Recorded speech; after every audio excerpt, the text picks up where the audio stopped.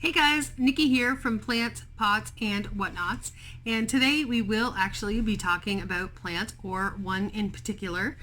And but before I get started talking about this, a PS, this is going to be a fairly short video.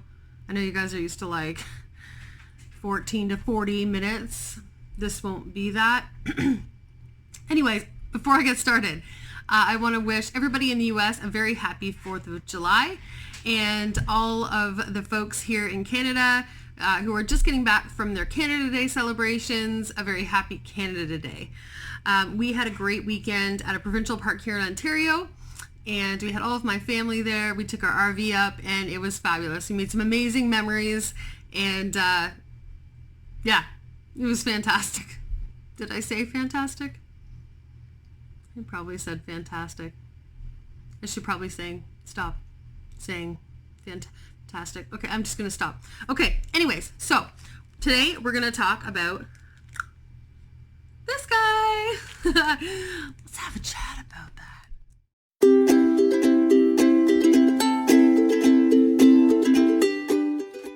Hey, okay, so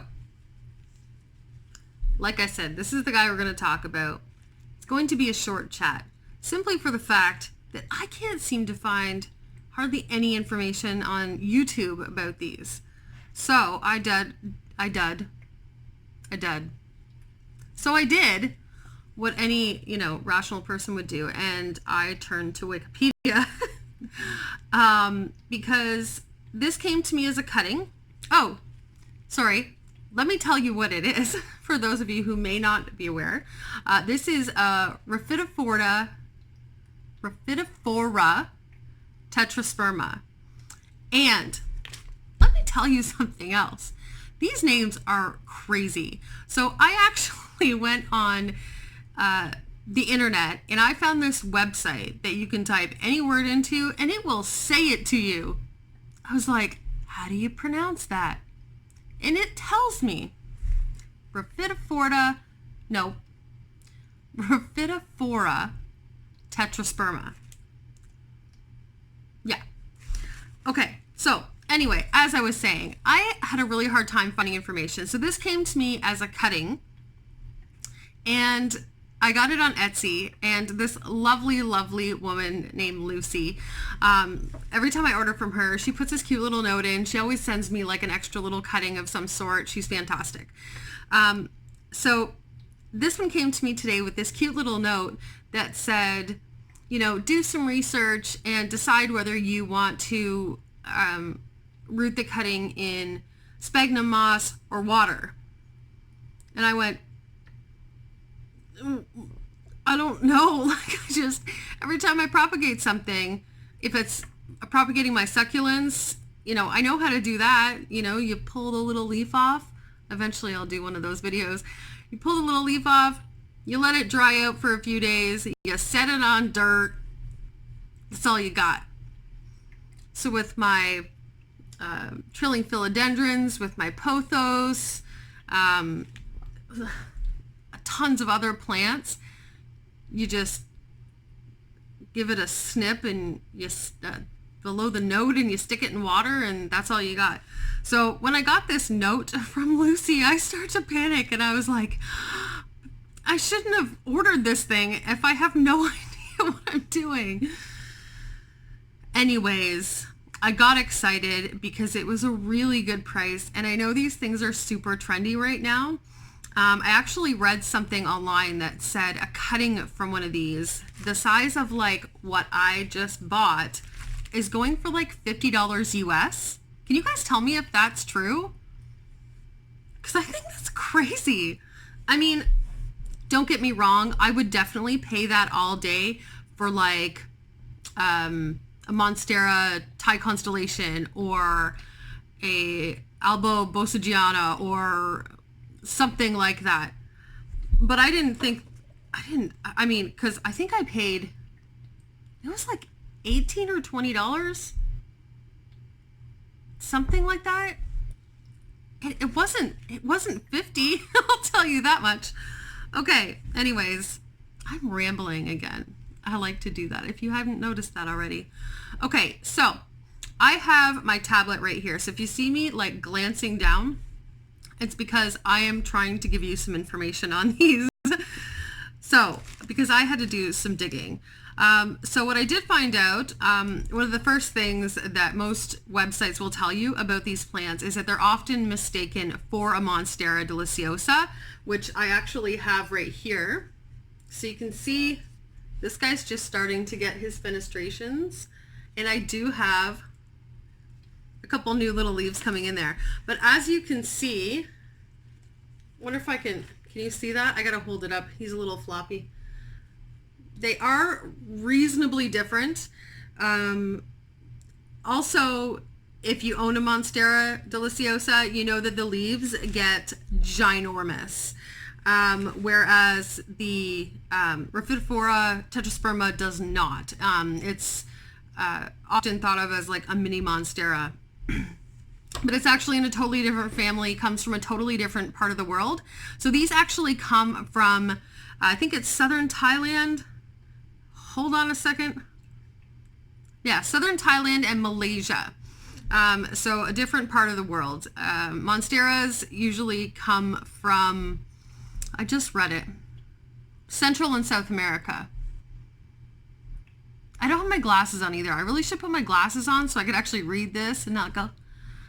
Anyway, okay, so the one video that I did find about how to propagate these told me that, so you cut beneath the node. Let me show you what I have here. It's all wrapped up because she sent me this little package of sphagnum moss. Should I choose to propagate in sphagnum moss? So, okay. Oh, I'm gonna make a mess. It's about that time of day. Okay, so this came to me dry, which I'm not used to. I'm used to getting cuttings wrapped in moss or wet paper towel and saran wrap so that it keeps it moist. So when this came to me dry as a bone, I was like, is it gonna live? I'm still really skeptical. Like, I'm really hopeful, but I'm kind of scared. Okay, so this is what I've got. Oh, let me show the camera. Can you see that? Is it focusing? Focus. Okay, you can see it enough, right? Okay. So this is how it came to me. And then I had this little baggie full of sphagnum moss. And she says, you decide. I'm like, I don't know. So then it made things even more confusing when I went online and I found this video where they took a cutting very, very similar to this one, and he put it in coconut chips and a little bit of like slow release fertilizer, and that was it. Okay, so now what do I do? So I kind of think that I might do it in water because that's what I know. So here's where you get to help me. Like I said to you in previous videos, a lot of these plants are new to me. I've been a plant person for a really, really long time. But a lot of these plants are really new. So I don't know what I'm doing. Okay. What is your experience with these? Do you have one of these? Do you have more information on these than I can seem to find? How did you propagate these? What worked best? Please feed me information. Okay, so I'm gonna wrap the video up right there. I do have another plant tour coming up in about a week and a half. Not this coming weekend, but the weekend after. I plan on filming it. I'm hoping to have it up by Sunday afternoon, if all goes well. I do have a ton more to show you, and I'm hoping that you'll come check that out. I do also want to take a second and thank all of you so much for subscribing and for giving me the thumbs up on the videos. It means so much to me and to us, and it's a huge help for our channel. We are just trying to, I have this crazy passion. If you've watched previous videos, that'll make sense to you. And it's something that I just want to share with everybody. Some may like it, some may not. But here I am sharing the information if you want it. Okay, so anyways, I want to thank you again so much. It's crazy that I have people from all over the world watching, and that blows my mind. Anyway, again, rambling, because I do that. Anyways, so if you haven't subscribed, and you're watching this, please feel free to, this is not going well tonight. I feel like I should have like bloopers at the end, but you know what? Like, I'll just throw them in there because nothing is perfect. I stumble, especially with these. Okay. Thank you for liking. Thank you for subscribing. If you haven't subscribed, please do. We really appreciate it. I will see you guys in the next video. Mwah!